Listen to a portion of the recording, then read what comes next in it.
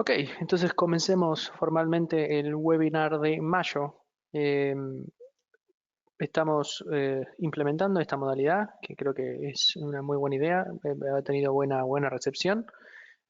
Luego van a obtener, mejor dicho, les vamos a mandar un listado con sus siguientes webinars, que en principio van a ser el último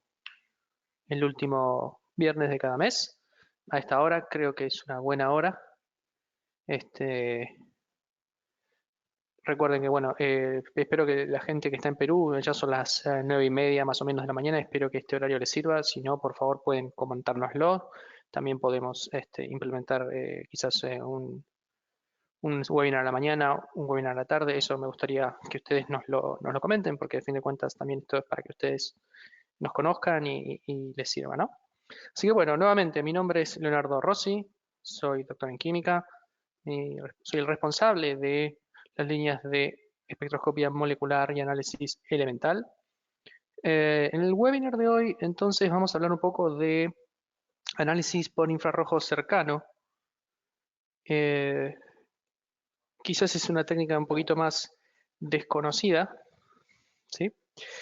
Y bueno, primero que todo, entonces, ¿qué demonios es el NIR o el infrarrojo cercano? Eh, Nuevamente, a mí me gusta comenzar más o menos las presentaciones siempre con la misma diapositiva. Eh, Cuando estamos hablando del infrarrojo cercano, estamos hablando de una región del espectro electromagnético que está entre el infrarrojo tradicional, el infrarrojo que quizás todos usamos, y el visible, ¿sí? Más o menos, para que tengan una idea, estamos hablando de eh, longitudes de onda entre 780 nanómetros y 3000 nanómetros, o en forma equivalente entre 13.000 centímetros a la menos una hasta 3.500 aproximadamente, ¿sí? Esa es la zona del infrarrojo cercano. Em, Tradicionalmente en el infrarrojo vamos a ver vibraciones y deformaciones de la nube, o mejor dicho, de la polarizabilidad. En el infrarrojo lejano que ustedes pueden ver acá, es esta zona que está por acá, que también quizás es un poco más raro. Estamos hablando de más o menos hasta 10 centímetros a la menos uno, y es una zona que es interesante para las sustancias inorgánicas. La zona que está entre 10 y 100 centímetros a la menos uno o un poco más, generalmente la vamos a ver mejor en espectroscopia Raman que en infrarrojo tradicional. Pero bueno, hoy nos vamos a enfocar entonces en esta zona que está por acá y que va a estar solapando un poquito entre el infrarrojo tradicional, el infrarrojo medio y la zona del visible, que uno, digamos, naturalmente vería con o utilizaría un espectrofotómetro visible, ¿no?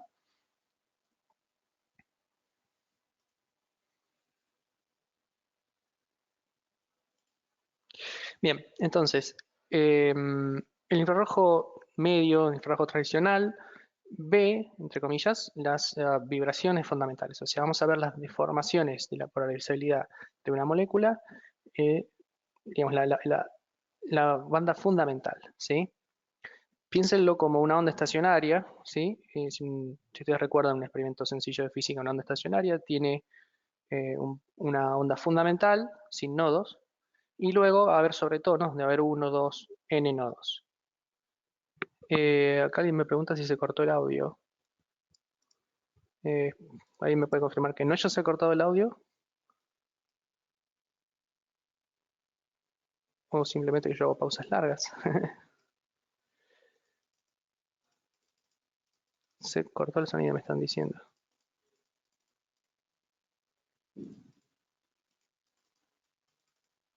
¿Alguien me puede confirmar que se escuche bien?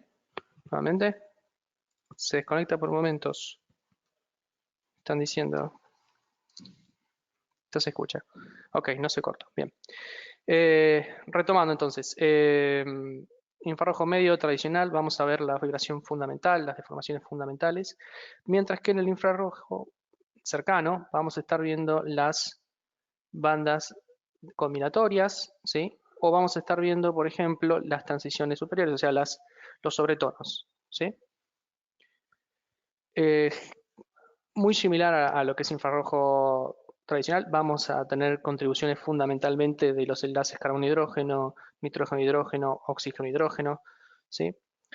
Y obviamente esto no es útil para sustancias, para moléculas diatómicas o para sustancias inorgánicas en general.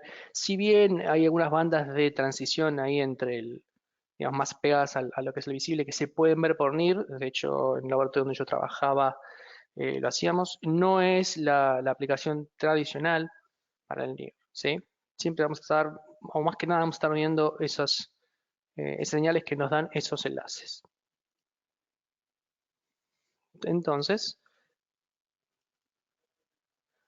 en esta tabla más o menos podemos resumir, está resumido, digamos, dónde estaríamos viendo las señales provenientes de los distintos enlaces, ¿sí?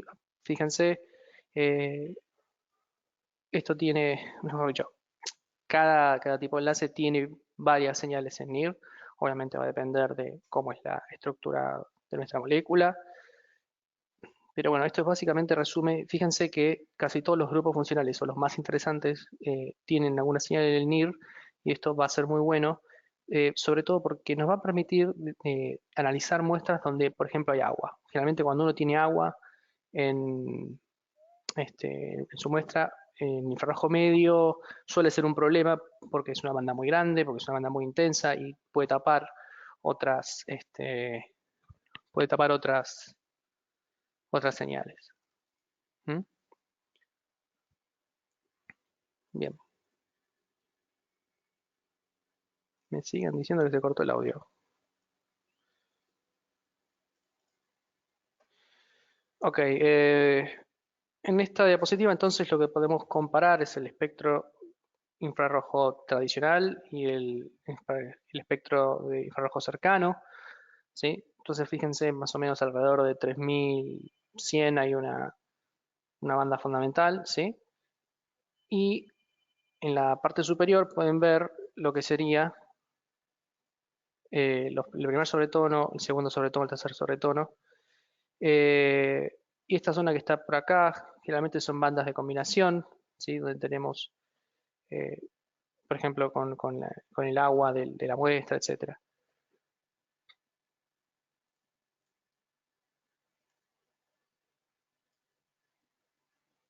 Ok. Sí, me parece que alguna gente está escuchando bien y otra capaz hay algún cierto delay. Creo que hay gente de Perú que está teniendo algún delay con el audio. En principio acá me marca que está todo andando, pero por favor hágamelo saber después y vemos de corregirlo para el próximo webinar, ¿sí?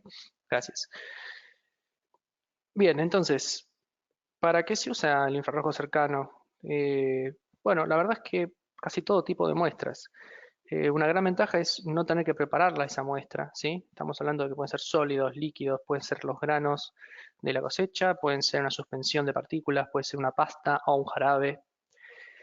Eh, y podemos hacer tanto identificación como cuantificación, como monitoreo de procesos, si hay equipos que son dedicados en línea. Ahora vamos a hablar un poquito más de eso. Eh, Usos típicos, entonces, materias primas, control de procesos, eh, todo tipo de muestras.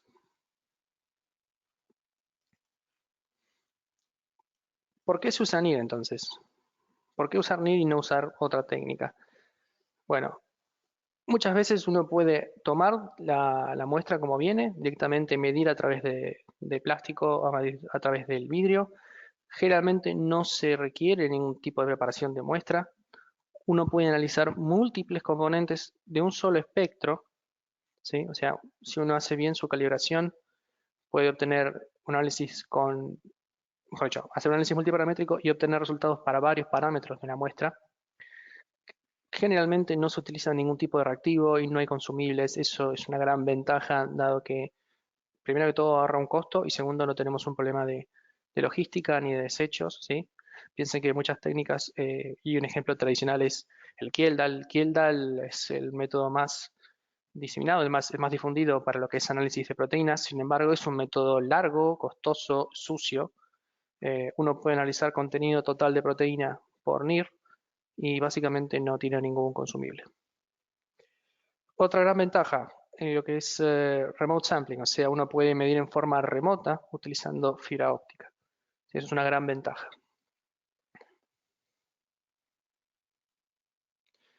Ok, entonces el título de esta charla es Análisis por infrarrojo en la industria en el laboratorio. Pero ok, ¿qué tipos de laboratorios o industrias? Una gran aplicación es materia prima, ¿sí? Control de la materia prima que llega a la fábrica, que llega a la planta. Y también puede ser para el control del producto terminado, ¿sí? Por ejemplo, cantidad de humedad en un comprimido, en una pastilla. Eh, por ejemplo, lo que es industria farmacéutica se puede medir directamente, mejor dicho, perdón, no farmacéutica, en la industria de polímeros se puede medir directamente sobre el extrusado de una máquina que produce algún producto. Pharma, nuevamente, muy interesante para lo que es el control de materia prima, el control de materia del producto terminado, el producto de uniformidad de sólidos o incluso cuantificar lo que es humedad y homogeneidad y distribución en una tableta. Eh, Pharma también es uno de los grandes, grandes usos en la industria. Y obviamente en el laboratorio también, ¿no? Y, otra, y otro de los grandes, grandes rubros en los que se utiliza el infrarrojo cercano, y quizás ustedes estén más familiarizados con él, es en el rubro de agro y de alimentos, o sea, lo que es ciencia de alimentos. ¿Por qué? Porque en particular el método, al no ser destructivo y ser rápido, permite abaratar costos y determinar rápidamente, por ejemplo, si un batch de granos cumple o no cumple con la cantidad de proteína. Imagínense, eh, por ejemplo, exportar maíz, exportar soja y que tenga que cumplir con una cierta cantidad mínima de proteína, ¿sí? Si cada uno de esos ensayos hay que hacerlo en distintos camiones, en distintos batches, eso lleva mucho, mucho tiempo. Haciendo una buena calibración y utilizando el infrarrojo cercano se puede ahorrar muchísimo tiempo, ya que el método es más rápido y es no destructivo. Okay. Otros ejemplos es, como les decía antes, una matriz compleja, como puede ser un queso, como puede ser un alimento terminado. Uno puede medir distintos parámetros, como cantidad de humedad, cantidad de grasas, cantidad de carbohidratos o proteínas totales en una sola medida, de una sola vez, y eso facilita mucho y ahorra tiempo. Entonces, lo que les quiero presentar en esta slide, en esta diapositiva, es la familia de instrumentos NIR de Thermo Fisher Scientific. Esta charla se va a enfocar más que nada en este instrumento, que es el Antares 2, que viene básicamente en dos versiones MDS o DR. Ahora vamos a explicar un poquito más. El Antares MX, que es el producto específico para lo que es análisis en línea, y después hay dos modelos que son dedicados para lo que es industria, que también los vamos a ver ahora. Reitero, este es el equipo que más vendemos, es el equipo que se utiliza tanto para laboratorio como para línea de producción. Tienes varias opciones. El modelo DR simplemente es un modelo específico de reflectancia difusa, o sea, DR, Diffuse Reflectance, específico para lo que es la industria de agro. Es un submodelo. Nuevamente, también los productos de infrarrojo medio tradicional, los espectrómetros Nicolet, tienen la posibilidad de extender el rango desde el infrarrojo medio hasta el infrarrojo cercano. Esta es una opción en el IC50, es una opción que se puede adquirir después de la compra del instrumento. En el IC20 uno tiene que decidir si lo va a usar o no, pero también tenemos esa posibilidad en el caso de algún laboratorio que tenga, por ejemplo, tareas compartidas y necesite tanto infrarrojo medio como lejano. Y estoy pensando, por ejemplo, en un laboratorio tercerista que haga análisis y, por ejemplo, tenga que hacer TPH para analizar si hay contaminación en aguas y luego tenga que hacer, por ejemplo, algún análisis de proteína total o algo por el estilo. También nuestros equipos lo pueden hacer, así que es una opción que tienen. Pero bueno, decía, vamos a concentrarnos en el Antares 2, en el modelo MDS, que tiene todas las opciones de sampling. Esto que están viendo acá abajo a la derecha es básicamente el esquema óptico del equipo. O sea, fíjense, acá viene el láser. Estamos hablando siempre de equipos que son de transformada de Fourier y van a tener una referencia interna con un láser rojo, el beam splitter y el detector. Y esto que está por acá es una rueda de validación interna que les permite a ustedes tener siempre la seguridad de que el equipo está midiendo bien, que tiene estándares de linealidad, tiene referencias contra salida NIST y cumple con todos los estándares de USP. Sí, esto es importante en industrias reguladas. Es muy probable que si ustedes tengan o quieran tener la acreditación alguna norma ISO, esto sea requerido. Nuestro equipo lo cumple de fábrica y es un estándar que viene adentro del equipo. Bien, entonces, como les decía, este es el Antares MDS, ¿sí? Y básicamente lo que tiene es tres opciones de muestreo. Esto que está acá, en la parte de arriba, tiene el detector de reflectancia difusa, ¿sí? Esta zona que está acá es el detector de transmisión, o sea, la zona de transmisión para medir con cubetas. Y finalmente un accesorio de transflectancia o reflectancia, incluso, que es la sonda y permite medir en forma remota. Todos todas estas formas de medir en realidad tienen el mismo paso óptico y los componentes están fijos en el equipo, o sea, no hay variabilidad. Esto permite que haya reproducibilidad en las mediciones y en la transferencia de método, por ejemplo, de un equipo a otro, de una planta a otra, o incluso si uno quiere hacer digamos, por ejemplo, transferir un método que viene de un equipo viejo, como puede ser algunos equipos dispersivos de la competencia, transferirlo y validarlo en el Antares y luego pasarlo a otro modelo en otra planta. O sea, si digamos, un laboratorio tiene un laboratorio central y luego tienen plantas en distintas partes por ejemplo, del país, pueden transferir el método y estar seguros de que están midiendo correctamente. Ok, veo que tengo varias consultas ya. Ok. Em, el análisis por reflectancia difusa es el más común, el más difundido, el que tradicionalmente se usa para lo que es infrarrojo cercano. Reitero, hay equipos dispersivos de la competencia, o sea que no usan una transformada de Fourier, que no tienen tanta exactitud ni precisión, y usan este método de medición de reflectancia difusa.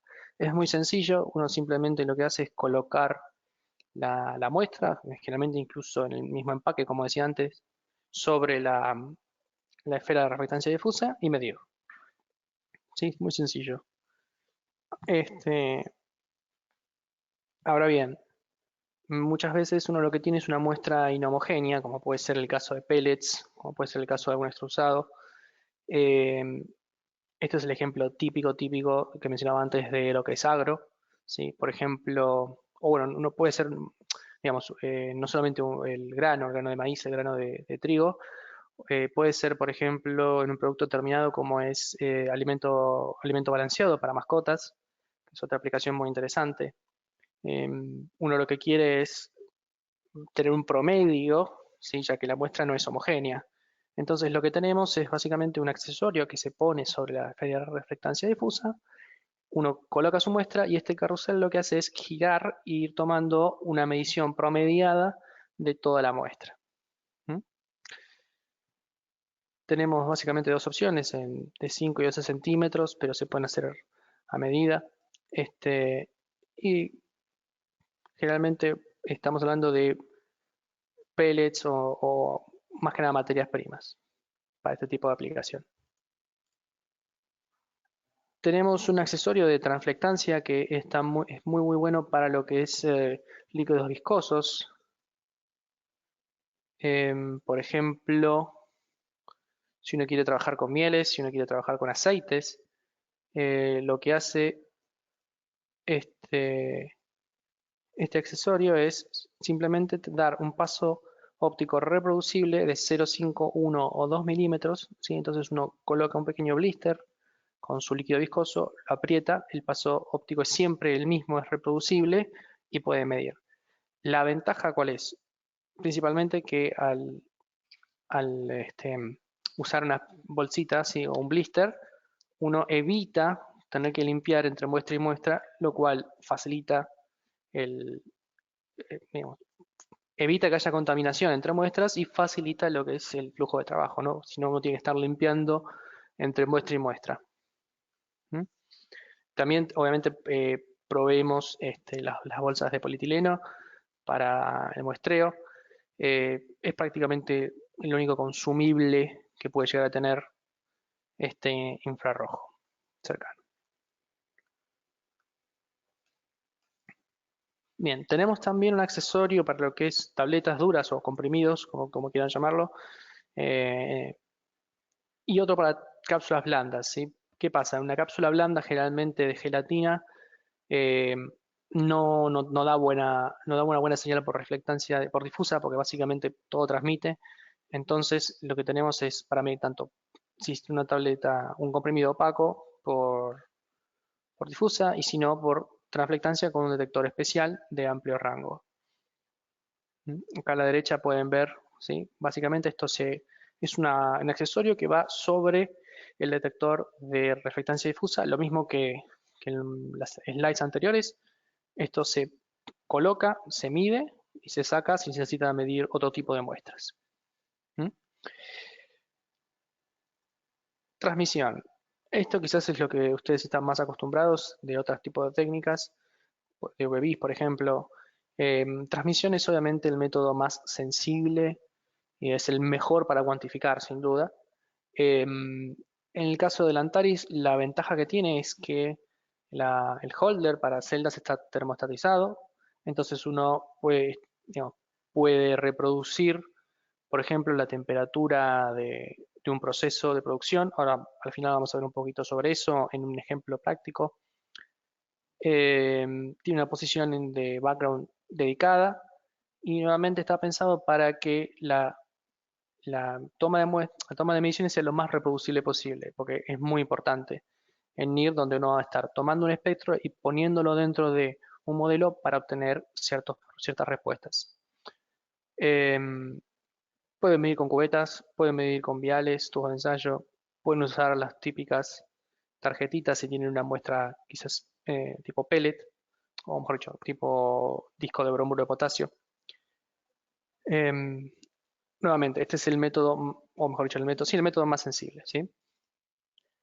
Por último, la opción de fibra óptica es muy interesante cuando uno, por ejemplo, lo que quiere hacer es ver la calidad de la materia prima que le está llegando en un pallet, en un cuñete, ¿sí? Em, pero obviamente también le permite tomar el equipo y acercarlo, por ejemplo, a la línea de producción, eh, tomar esta medición directamente o en el reactor o en el cuñete de materia prima o en un vaso o digamos, si ustedes tienen em, quizás, quizás no tienen digamos, tienen que trabajar con una gran cantidad de masa, pueden tomar directamente la medición dónde está esa muestra, sin, digamos, llevar el equipo a la muestra y no al revés, si no la pueden mover. Em, Nuevamente, pueden usarlo para medir en línea, o sea, digamos, pegado a la línea de producción o en línea, y ahora vamos a ver por qué. Por último, el único repuesto que tiene propiamente dicho este equipo es la lámpara. ¿Sí? La lámpara de, de infrarrojo lo que hace básicamente es, o mejor dicho, la idea es que tiene que estar siempre prendido porque el equipo tiene que estar siempre midiendo. Si bien es una lámpara de larga vida útil, estamos hablando que tiene que durar unos 3-4 años, llegado el caso que la tienen que cambiar, simplemente se compra el repuesto y la cambian ustedes. Digamos, fíjense que estos son 3 tornillos y lo puede hacer el usuario rápidamente y ya está todo pensado para que se alinee automáticamente. Hay una sola forma de que pueda entrar la lámpara y no tengan que calibrar nada.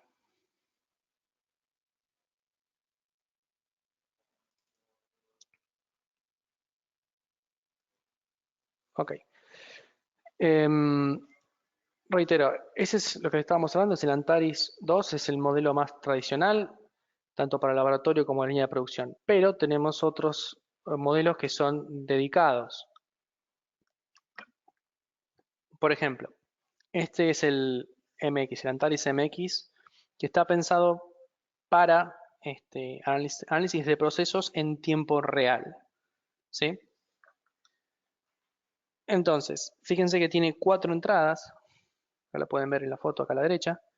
Cada una de esas entradas corresponde a una fibra óptica. Entonces, si bien el corazón del instrumento es el mismo, digamos, mide este, con igual exactitud y precisión, la idea es que está multiplexado, entonces uno puede medir o 4 procesos en simultáneo, eh, 4 puntos a lo largo de un solo proceso o 4 procesos en el mismo punto de esa reacción o de ese proceso. O sea, si tengo 4 líneas de producción, puedo medir el mismo parámetro a la vez en los 4, o puedo tomar en un solo proceso 4 puntos a lo largo de ese proceso. Todo en tiempo real. ¿Sí? Nuevamente, esto es un equipo pensado para aplicaciones muy específicas y se puede adaptar a lo que uno tenga que medir, ¿no? El EX y el modelo que vamos a ver ahora son equipos dedicados y pensados para aplicaciones muy específicas. Este en particular está pensado para lo que es eh, un ambiente, digamos, lo que puede ser un ambiente corrosivo o un ambiente hostil, entre comillas. Entonces, estos equipos se fabrican a pedido. Eso es algo que se puede ver si eventualmente ustedes tienen alguna necesidad así. Pero es básicamente idéntico en su funcionalidad al MX. Está pensado para análisis de procesos continuos. Por último, el Antares Target nuevamente está pensado como un equipo dedicado específicamente para pharma, específicamente para lo que es este control de, de, de batch de comprimidos y nuevamente solamente se comercializa a pedido y para una aplicación especial. Sí, es algo que, bueno, si ustedes tienen una necesidad así, lo pueden hablar con nosotros y nosotros nos encargamos de hacer el pedido especial a Thermo en su fábrica en Madison, Wisconsin.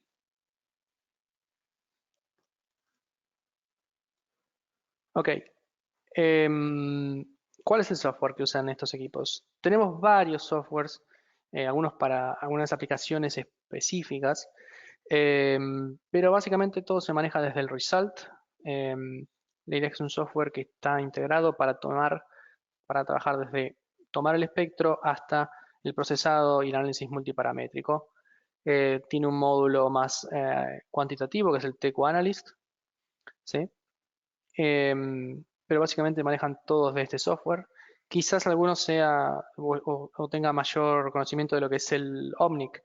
El Omnic también maneja espectros infrarrojos cercanos, pero para este caso de equipo solamente lo utilizamos para lo que es análisis fuera de la línea de producción. O sea, si uno quiere analizar el espectro, digamos, offline. ¿Sí? Ok, y esta es una slide muy importante. ¿Por qué? Porque el NIR es una técnica muy poderosa, hace un montón de cosas, sí, pero requiere un trabajo de parte del usuario, requiere sí o sí una muy buena calibración. Los resultados que ustedes obtengan con el NIR va a ser tan bueno como sea su modelo. Porque recuerden que vamos a estar siempre tomando muchos aspectos y modelando. Entonces, ¿cómo es más o menos el flujo de trabajo? Uno, primero que todo, tiene que juntar muchos espectros, o sea, tomar muchos espectros de un buen espacio muestral, que sea lo más amplio posible, que, que sea obviamente coherente con lo que uno quiere medir, obviamente, optimizar esa población, o sea, si yo voy a estar midiendo, por ejemplo, granos y quiero medir granos de trigo, ¿sí? No tiene sentido que use otros tipos de granos porque van a tener otra variabilidad. O sea, si quiero medir trigo, tengo que medir, o sea, tomar un espacio muestral de muestras de trigo que yo pueda validar, que yo a lo mejor ya tengo medidas con otra técnica, en distintas condiciones, por ejemplo, de distintos productores o de distintas procedencias, pero siempre trigo. No tiene sentido si yo agrego una muestra de cebada, ¿sí? Luego de procesar esos espectros que uno toma, generalmente a primera vista los espectros son muy similares, eh, pero aplicando una primera derivada empiezan a aparecer diferencias y eso es lo que vamos a usar para armar el modelo. Luego de procesar los espectros, remover cualquier outlier que haya, ¿sí?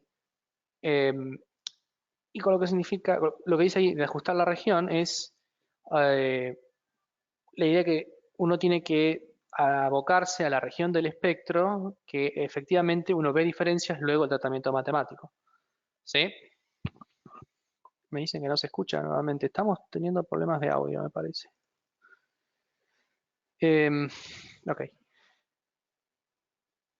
Sí, me parece que la conexión de internet no está andando muy bien hoy. Em, ok. Bueno, por último, luego de tomar todos esos espectros y hacer el modelo, o sea, uno tiene que elegir cómo construye ese modelo, ¿sí? Puede ser con PLS, puede ser con análisis discriminante, evaluar los parámetros de las figuras de ese modelo, ¿sí? Fijarse si tiene sentido o no, y luego utilizarlo, ¿sí? O sea, este proceso no, digamos, es lo que más tiempo lleva, no es digamos, no es mágico. Muchas veces el cliente piensa que se compra el equipo y lo instalamos y sale andando y es mágico. No, la verdad es que no existe nada así.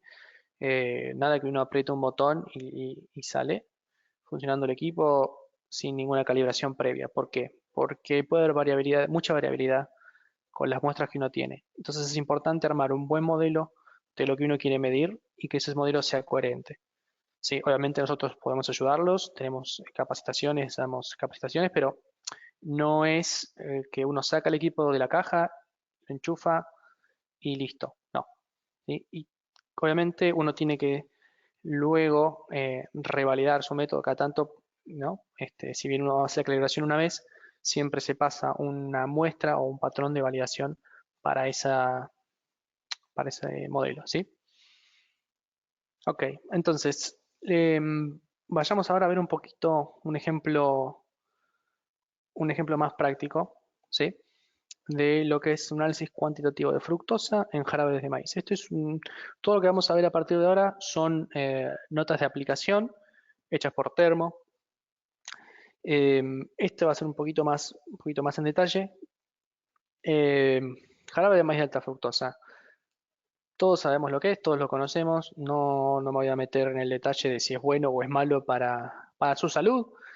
Eh, la verdad es que es un producto que se produce por toneladas en forma diaria. Se utiliza para todo lo que es gaseosas, o sea, bebidas cola y otros alimentos en reemplazo del azúcar porque es más barato, ¿sí? Generalmente a nivel industrial se produce con con dos concentraciones, 42% y 55%. Esas son las dos más estándar. Es un proceso que lleva, primero, obviamente, transformar el almidón en azúcares y los azúcares en azúcares simples, o mejor dicho, en oligosacáridos y después en azúcares simples. Eh, y si se interrumpe, puede tener un impacto muy importante en la calidad y la concentración final de fructosa, porque es un proceso que tiene una temperatura óptima y usa, creo que son 3 o 4 enzimas. Entonces, lo que se hizo en esta nota de aplicación es básicamente un análisis de partial least squares para fructosa. Nuevamente, fíjense que acá estamos usando unas 47 muestras. Cuanto mayor sea este espacio muestral, mejor. La técnica tradicionalmente que se utiliza para este tipo de muestras es HPLC. HPLC obviamente es una técnica que necesita consumibles, necesita solvente, necesita una columna especial, etcétera, y tiempo de corrida, porque uno pone las componentes, digamos, uno pone su muestra en el HPLC, y luego eso tiene un tiempo de corrida y un tiempo de análisis. En el caso del NIR, una vez que está armado el modelo, uno puede seguir poniendo muestras y listo. La medición tarda aproximadamente 2 a 3 minutos. Como les mencioné antes, siempre se hace algún procesado de esos espectros para tener, digamos, para amplificar y ver realmente dónde están las diferencias entre las distintas concentraciones o las distintas cantidades de tal o cual componente, ¿sí? En este caso lo que se hizo fue procesarlo con la primera derivada y aplicar una función de suavizado. Y todo esto se midió con el accesorio de transmisión. O sea, recuerden, como les mencioné antes, es lo más sensible y es la mejor forma de cuantificar.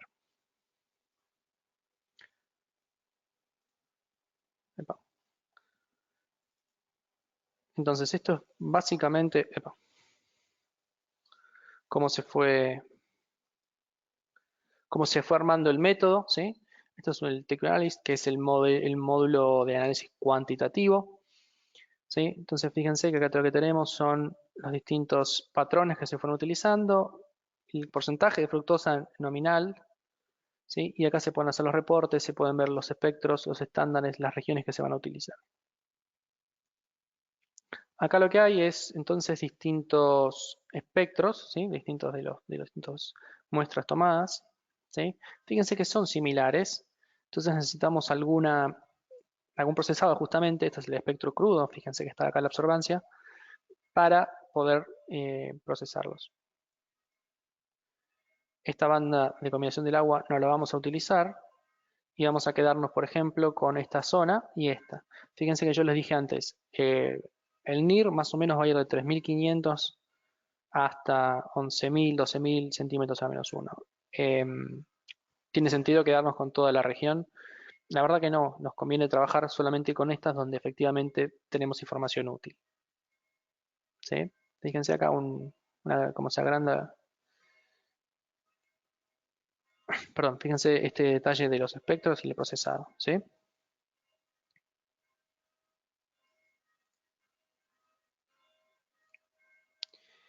Curvas de calibración. Obviamente uno va a tratar de que sea lo más lineal posible. Fíjense que acá tenemos el análisis de la calibración y el plot de residuos. Y siempre se pone alguna muestra que es una validación. Siempre hay que poner alguna muestra que haya sido validada o medida por estas técnicas, ¿sí? Para tener un valor de referencia. Este es un análisis, un plot press. Básicamente la idea es que hay un número de factores, cuántos factores uno tiene que tener en su modelo. Fíjense que si sigo agregando factores ya no mejora el root mean square del error de la calibración, ¿sí? Entonces, por lo menos tengo que tener 3 o 4 factores. Si sigo agregando factores, lo único que hago es tener más trabajo y no va a mejorar esto, ¿sí? Y esto es un plot, un diagnóstico que hace automáticamente el software, y donde nos está marcando acá, fíjense en rojo, que hay un outlier, hay algo que está mal. ¿Sí? Una muestra que, por ejemplo, no está bien, entonces la idea es que yo lo que tengo que hacer es volver a analizar, o mejor dicho, con esta información digo, bueno, este valor es un outlier, lo remuevo del método para tener una mejor calibración, ¿sí? Fíjense entonces, tenemos un método que tiene un valor muy concentrado, es un outlier, vamos a sacarlo del método. Volvemos a hacer la calibración, tenemos un mejor plot de residuos, Esto lo hace todo automáticamente el equipo, ¿no? Pero uno tiene que informarle o tiene que darle buenos datos y tiene que saber procesar un outlier, eso sí. Uy, perdón. Y entonces tenemos el método que nos permite, mejor dicho, el método ya desarrollado y corregido, que nos permite medir la cantidad de fructosa en el jarabe. Ahora bien, eh, se pudo armar este método, ok, pero todos los métodos de NIR necesitan correcciones si son métodos iterativos, es decir, tengo que seguir alimentando ese modelo, tengo que ver que esté midiendo, que esté dando bien, que sean coherentes las cosas que estoy midiendo y que los valores, o sea, que los parámetros estadísticos sean coherentes. No puedo tener un montón de error, no puedo tener un montón de varianza, no puedo tener un montón de outliers, ¿sí? Si no estoy haciendo algo mal. Y ese modelo va a predecir cualquier cosa en vez de lo que yo quiero medir. ¿Mm? Eh, Tengo varias consultas, eso es bueno, me gusta mucho, las vamos a ir respondiendo al final. Vamos a hablar entonces de otras aplicaciones más brevemente. Esto es un ejemplo, este ejemplo que di recién es muy típico, muy tradicional de infrarrojo cercano, pero quiero ir a otras industrias, otras aplicaciones.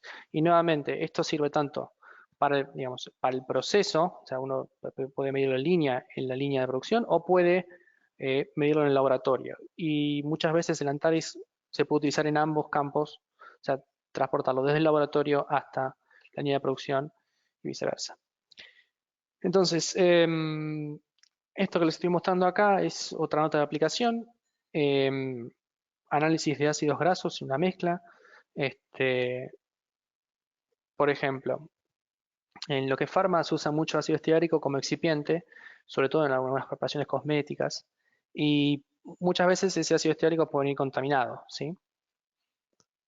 Entonces lo que se hizo es poner a punto un método por infrarrojo cercano que sea más eficiente en tiempo que un GC, que es la forma tradicional. Porque GC hay que derivatizar, hay que pasarlo por la columna, todo eso lleva tiempo y reactivos. El NIR no, el NIR simplemente es armar un buen modelo con patrones, en este caso usaron patrones de sigma, y luego hacer mezclas entre ácido esteárico con distintas proporciones de este, este, impurezas. Lo que se hizo para homogeneizar fue básicamente hacer las mezclas, fundirlas, dejar que se solidifiquen y luego medir por reflectancia difusa los distintos vialcitos de distintas proporciones. Con eso lo que se hace es entonces tener un juego de patrones con los 4 componentes en distintas proporciones. Y obviamente estos ácidos grasos tienen poca diferencia en el espectro. Fíjense esta región agrandada, pero si aplicamos un tratamiento vamos a ver una mejor diferencia, vamos a ver una mayor diferencia.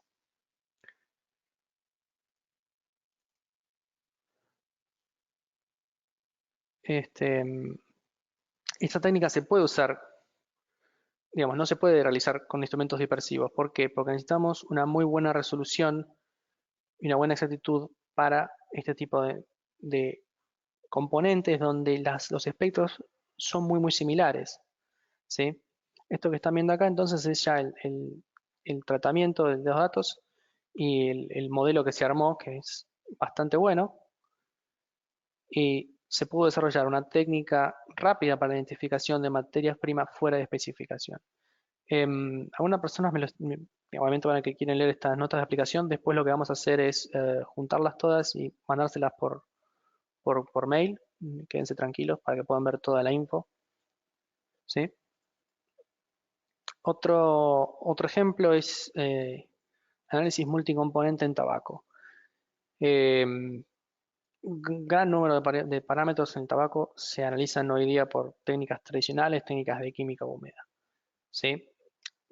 Ejemplos: nicotina, azúcar reductora, nitrógeno, ácidos totales, se me ocurre también cenizas, etcétera, ¿sí?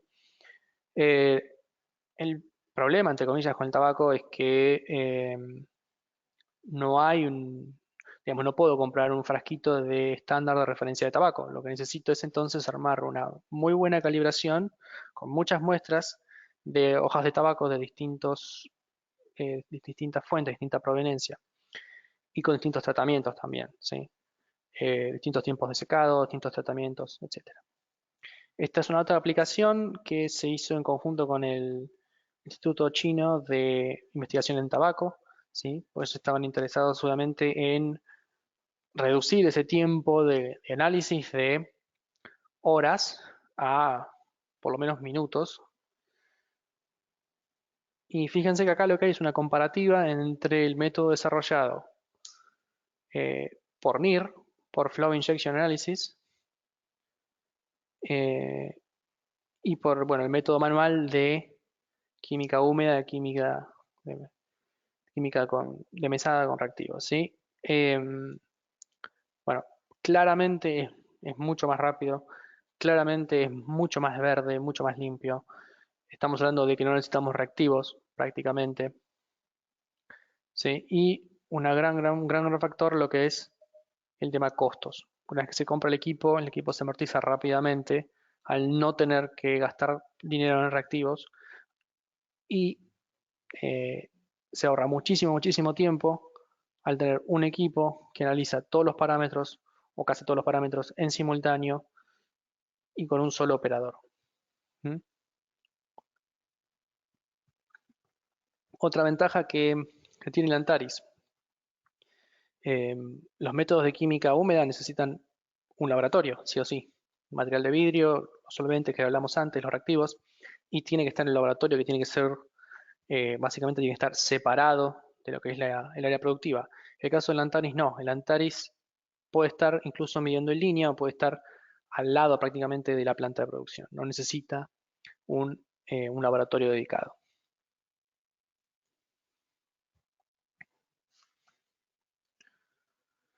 Bien, otro ejemplo de farma, como les mencioné antes, lo que es cápsulas blandas, tienen generalmente el problema de ser transparentes, ser translúcidas, entonces no me sirve medir por reflectancia difusa, sino que por transflectancia.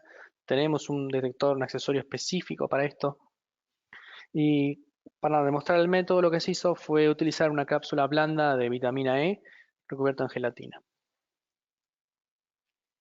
Entonces acá pueden ver, por ejemplo, el espectro de reflectancia, que no es muy bueno. El espectro medido por transmisión, o sea, por transflectancia, por sonda, del aceite esencial, o sea, del aceite de vitamina E que está dentro de la píldora.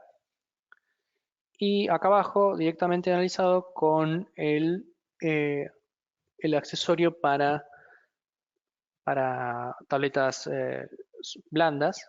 ¿Sí? Fíjense que mejora muchísimo y no tienen ningún tipo de preparación, ya que no, digamos, no hay que extraer el componente interno de las cápsulas. O sea, este espectro es relativamente bueno, pero hubo que procesar la muestra, molerla, extraerla, eh, quizás purificarla, y eso es un proceso que lleva tiempo. Y si bien no consume reactivos, puede haber contaminación o puede haber degradación porque no tiene que procesar la muestra. En cambio, en este caso no. ¿Sí? Directamente tomamos la muestra, la ponemos en el accesorio y mide el espectro.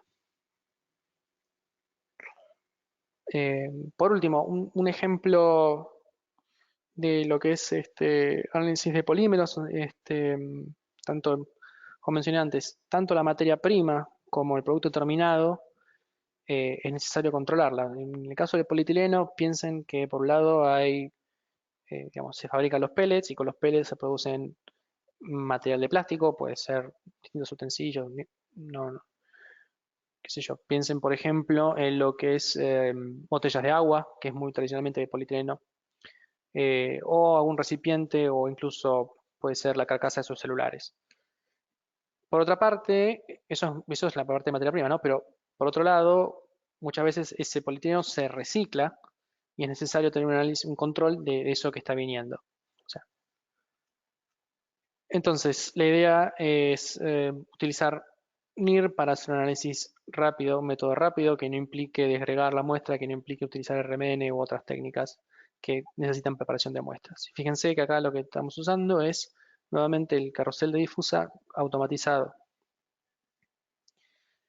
Entonces lo que se hizo fue calibrar el método, armar el método con muestras de pellets, de polietileno de distintas densidades. Fíjense, esto que está arriba, acá arriba, es el espectro de los distintos tipos de polietileno de distinta densidad, low density, medium density y high density, ¿sí? Y esto, acá pueden ver el análisis de componentes principales que se hizo. Efectivamente hay, digamos, está agrupado. Vemos que para los distintos tipos de muestras de distintas densidades, tenemos una agrupación de las muestras. ¿Mm? Esto que está acá, es la tabla tomada de la nota de aplicación. Se puede ver arriba a la derecha la regresión lineal para el modelo. Y a la izquierda, fíjense, lo que tenemos es básicamente las distintas muestras incógnitas tomadas, la densidad asignada por método tradicional, la clase, o sea, si es low density, medium o high, que le corresponde a cada tipo de polietileno, y al lado la tabla perdón, la columna de donde se compara cuál fue la clase asignada en base al modelo. Y fíjense que la correlación es muy, muy buena.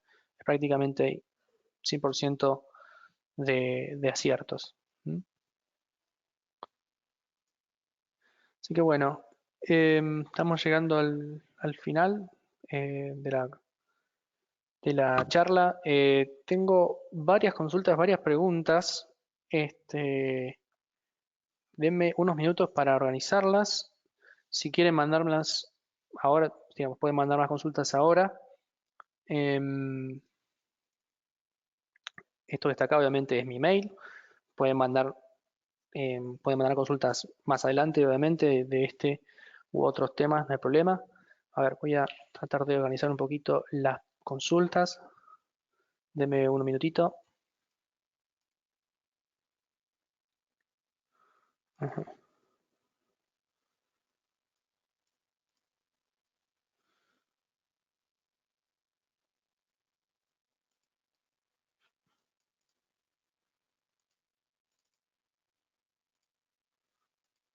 Ujú.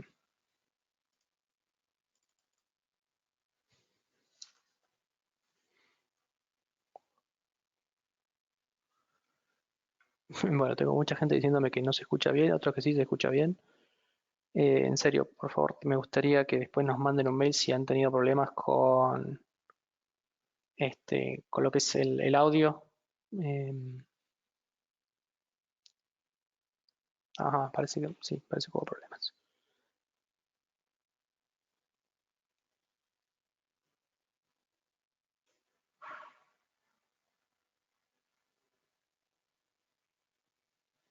Bien, se aplica para productos agroquímicos.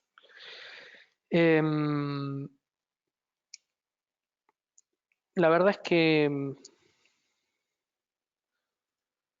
no es específicamente para agroquímicos el NIR. Sí se usa para productos de agro como semillas o como piensos o lo que es feed para animales, sí. No específicamente para agroquímicos. ¿Se puede hacer algún análisis? Probablemente sí, digamos, pero no es la técnica que yo usaría especialmente para agroquímicos. Eh,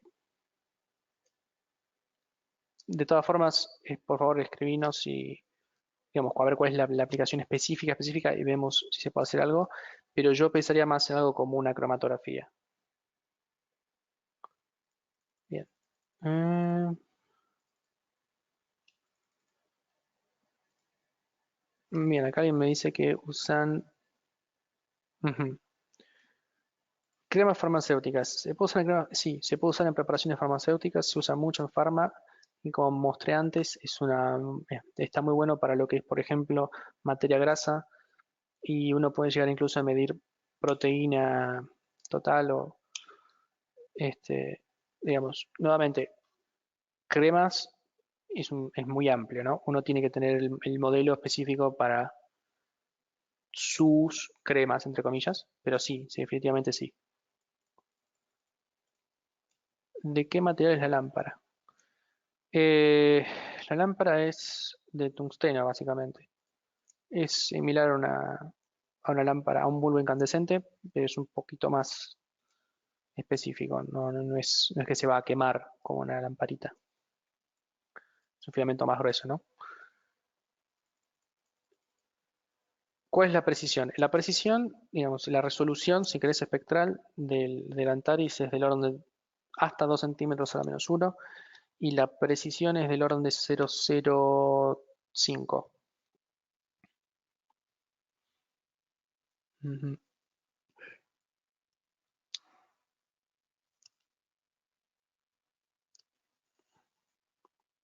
Bien, acá hay algunas consultas en particular sobre las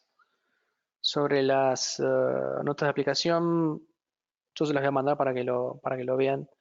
No tengo el número ahora exacto en la cabeza. Está en las notas de aplicación sobre los porcentajes de correlación, etcétera.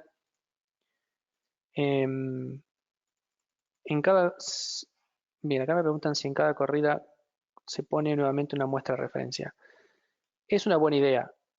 Es una buena idea, digamos, uno no tiene que hacer toda la calibración nuevamente, pero es importante ver que estás midiendo bien y es razonable usar una muestra, sí, sí, sí, sí, sin duda.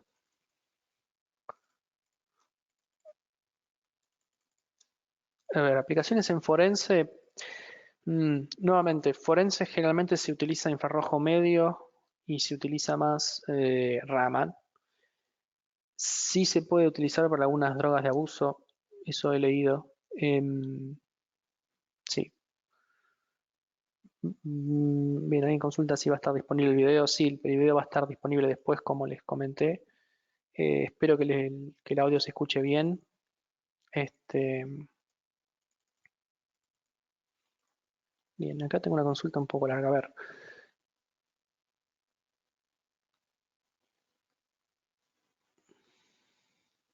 Bien, primero de todo, si no es conveniente deshidratar una muestra.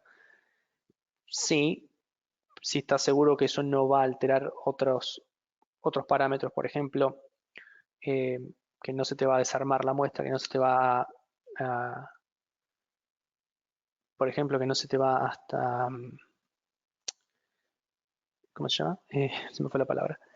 Em, digamos, que vos querés tener un valor de tu grano, de tu muestra de queso o de carne o de alimento sin procesar. O sea, si le sacás el agua, estás alterándolo, digamos, no sería la idea. Se puede hacer, si te parece que va a tener, que va a haber una interferencia y vos te molesta, se puede hacer definitivamente, pero la gracia es que la banda del agua no es tan intensa en el NIR, entonces vos no tenés que hacer un tratamiento previo de esa muestra. Y después preguntan si hay regiones donde no se observan diferencias.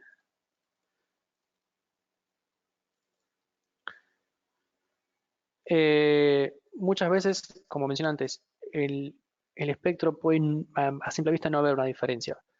Por eso es importante que el espectro esté tomado con buena resolución y que el instrumento sea sensible. Los instrumentos de transformada de Fourier son mucho más sensibles que los de dispersiva. Y sí, muchas veces no vas a ver una diferencia aparente en el espectro apenas lo tomas. Cuando aplicas el tratamiento es que vas a ver una diferencia. ¿Sí? ¿Y eso hace que el modelo sea más laborioso? Sí. ¿Se ven afectado el modelo? Generalmente no. Em, pero el modelo va a ser más o menos laborioso según lo que quieras medir y cómo lo quieras medir. Y después preguntan los equipos. Y no, estos equipos no necesitan un ambiente libre de humedad porque están sellados y desecados, así que no es necesario.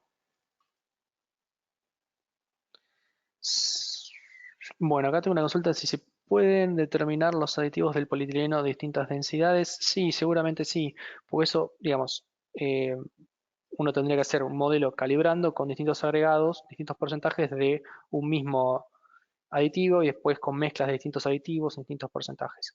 Sí, eso seguramente se puede hacer. Eh, lo que es moléculas volátiles. bueno, si uno tiene algo más volátil, justamente lo puede medir directamente, por ejemplo, en los viales, o, digamos, estoy pensando en un aceite esencial. Eso se puede medir directamente en el vial. Ujú. Si se puede identificar, ujú. Sí, se puede identificar el principio activo de una cápsula, sin duda. Y contrastando con el placebo, sí, sin duda. Sí, sí, sí, sí. Bien, ¿qué más? Creo que esa es la última. Ujú. Colágeno. Bueno, más bien uno lo que va a correlacionar es con proteína total, más que con colágeno. O sea, más que con una proteína en particular. Uno generalmente lo que mide es proteína total, sin hacer ningún tratamiento previo, digamos, de la muestra. No sé cuál es la composición de proteína en la escama de un pescado. Si es principalmente colágeno, eh, probablemente ande muy bien, pero sí se puede hacer.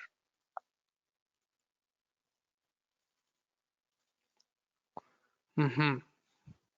Em, a ver, ¿es factible identificar compuestos orgánicos? Sí, de hecho tenemos una otra aplicación donde se analizan distintos tipos de aminoácidos, o sea, todos los aminoácidos y después lo que hace es analizar un lisado. Em, Cuantificar la pureza.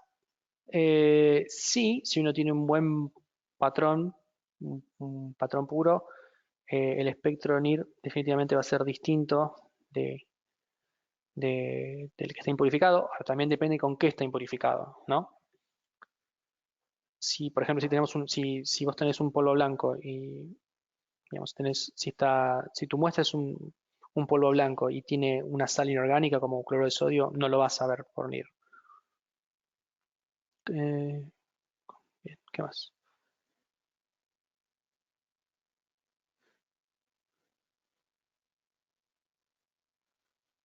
Ujú.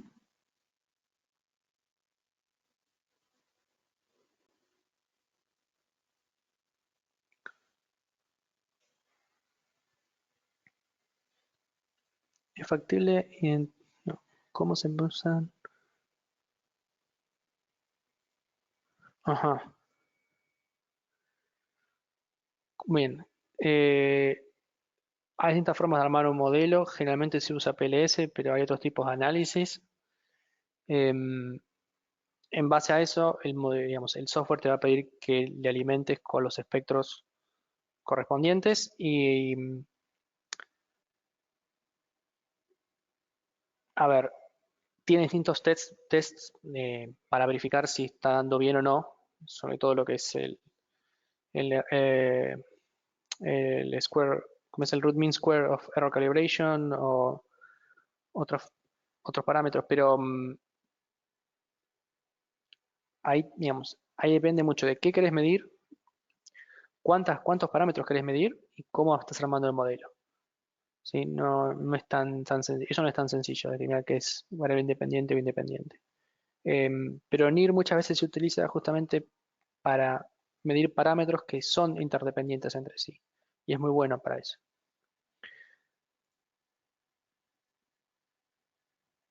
¿Se puede utilizar en muestras complejas como caucho? Sí, definitivamente. Em, Determinaciones en polihidroxi PHA, o sea, sí, bioplásticos. ¿Se puede utilizar? Sí, se puede utilizar, sin duda. Sí, sí, sí. Em, si uno tiene los pellets, los pone en el accesorio difusa y puede medir, digamos, directamente, sin ningún tratamiento. Sí está bueno validar siempre tu método con los datos que vos ya tenés. Digamos, si sabes que tal porcentaje da de tal forma, por ejemplo, no sé, por RMN, validar tu método, ¿no?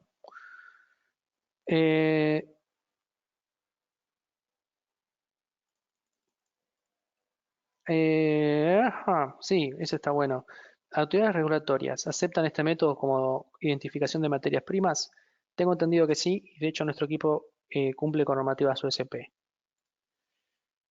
¿Podrías enviar un ejemplo aplicando?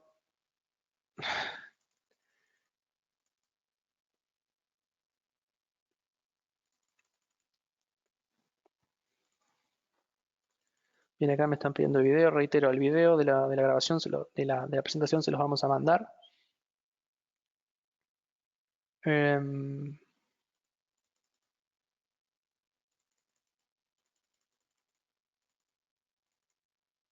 ujú,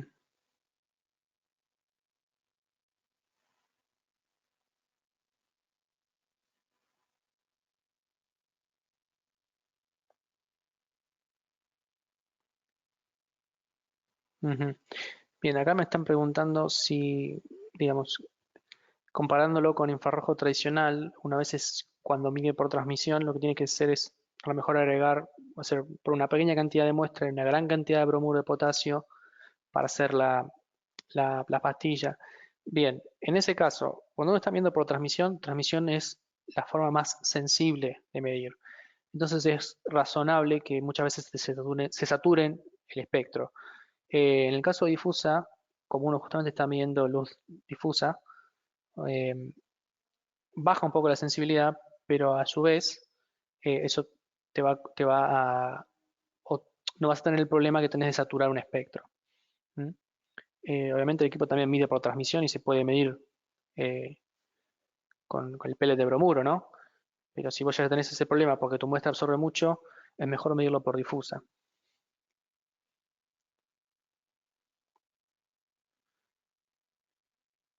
Ujú, ujú.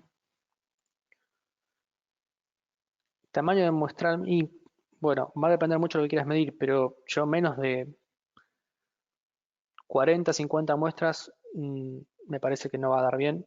Siempre, cuanto mayor sea el número, mejor. Obviamente uno no estamos hablando de miles de muestras, pero estamos hablando de entre 40 y 100 muestras. Es un espacio muestral bueno para armar una calibración. Extractos vegetales sí se pueden usar, se pueden medir. Em, no lo piensen tanto como para identificar un extracto vegetal, digamos, eh, para identificar una droga nueva. Hay técnicas más sensibles y más específicas para eso, para un extracto vegetal. Esto sí es interesante para analizar distintos porcentajes de tal y cual, eh, por ejemplo, una tal cual alcaloide en distintos extractos. Eh,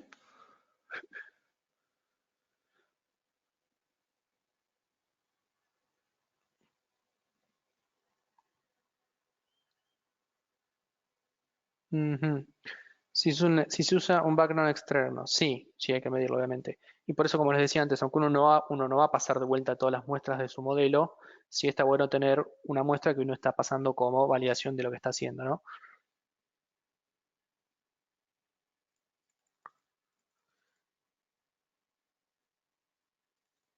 Nanopartículas mesoporosas. La verdad, no escuché el uso de NIR, pero sí seguramente se puede medir. Sí he visto de partículas, digamos, mediciones de partículas en suspensión por transmisión. Seguramente se puede hacer algo. Si el infrarrojo cercano a lo mejor la sílica no te está molestando ahí.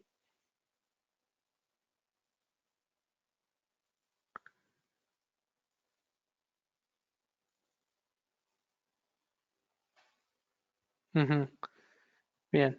Eh, ujú.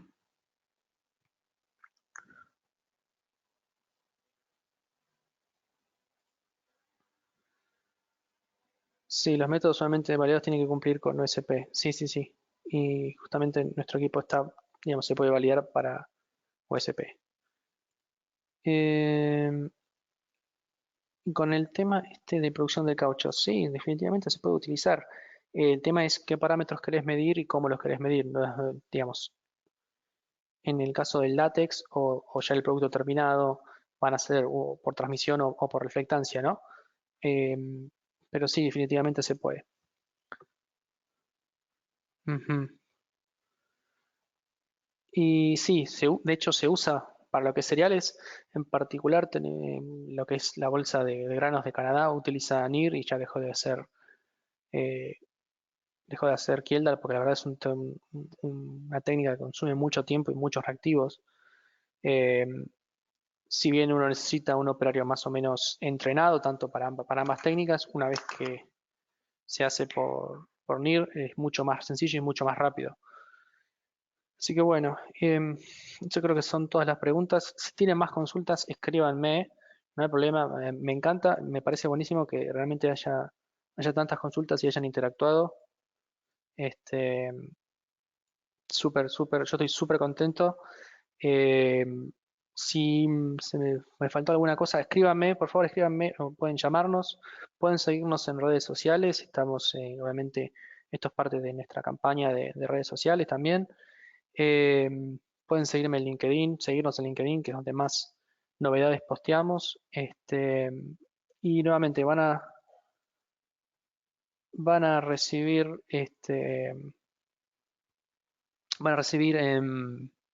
la grabación del, del webinar. Acá me están haciendo más preguntas. Ok, ahí va. Van a recibir la grabación del webinar y van a recibir las notas de aplicación que yo estuve mostrando acá. Transflectancia, sí, básicamente es colocar un espejo, entre comillas, detrás de la muestra. Sí, sí, sí. En este caso es un espejo de oro, ¿sí? El haz impacta, o sea, el haz atraviesa la muestra, impacta en la ventana, en el espejo de oro y vuelve a salir. Y eso va al detector, sí. Es transreflectancia, por eso transflectancia. Si se puede identificar vitaminas y aminoácidos. Em, Nuevamente, vos querés identificar cuáles, eh, digamos, vos tenés una serie de extractos de vitaminas y aminoácidos puros y querés verificar si están contaminados o no, eso sí lo podés hacer, sí, sin duda. Cuantificar por esa también, sí. Si tenés una buena calibración. Eh, Ahora, si vos querés saber en una muestra, una mezcla compleja que tenga 20 aminoácidos, en una matriz tipo un alimento, eso ya es más complejo. No, son materias primas. Ok. Sí, sí, sin duda, sin duda. Eh, claro, porque sí, sí, sí, sí, sí. Creo que tengo una nota de aplicación sobre eso.